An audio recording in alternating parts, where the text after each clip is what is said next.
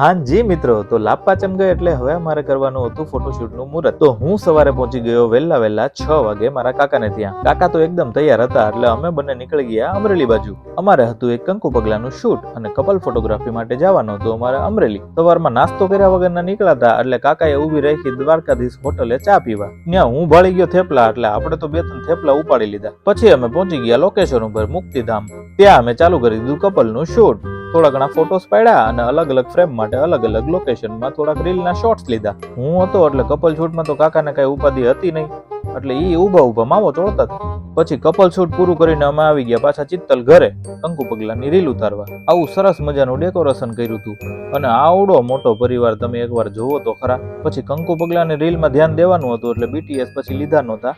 એમાંથી નવરા થયા એટલે આ જો બધી બેનો મને કે તુષારભાઈ અમારા બધાયના ફોટા અમને પાડી દેજો. બધાયના સિંગલ ફોટા પાડી દીધા ને પછી નીકળી ગયો હું ઘરે.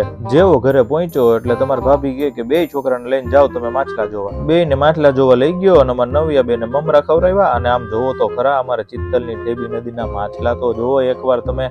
કોણે આ માછલા જોયા છે જરા કોમેન્ટ કરી દેજો ને. પછી બપોર પછી મારે હતું એક મેટર્નિટી શૂટ તો હું નીકળી ગયો લોકેશન પર જવા. અમારા ચિત્તલની બાજુમાં જ એક શીતલ ફાર્મ કરીને છે સરસ મજાનું, તો ત્યાં હું પહોંચી ગયો અને હજી પાર્ટી આવી નહોતી તો મેં ઘડી કાંટા માર્યા. પાર્ટી આવી ગઈ એટલે અમે કરી દીધું શૂટ ચાલુ.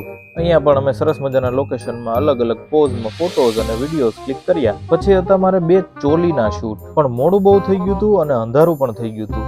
તો પણ અમે લાઇટ મારીને શૂટ કરવાની ટ્રાય કરી પણ બહુ મજા ન આવી. એટલે એક ચોલીના થોડા ઘણા શોટ લઈને પછી નક્કી કર્યું કે આપણે છે ને પાર્લરની અંદર જ શૂટ કરી નાખીએ. પાર્લરમાં લાઇટિંગ બહુ સરસ હતું એટલે શૂટ કરવાની આવી મજા. પછી અમે આ બંને મોડલ સાથે અલગ અલગ એંગલમાં અલગ અલગ ફોટોસ ક્લિક કરવાની ટ્રાય કરી. તો હવે તમારો ભાભીનો ફોન આવે એ પેલા ઘરે વહી જવાય. તો મિત્રો આ હતો અમારો આખા દિવસનો વ્લોગ. આવા જ વ્લોગ જોવા માટે અત્યારે જ ફોલો કરી દેજો.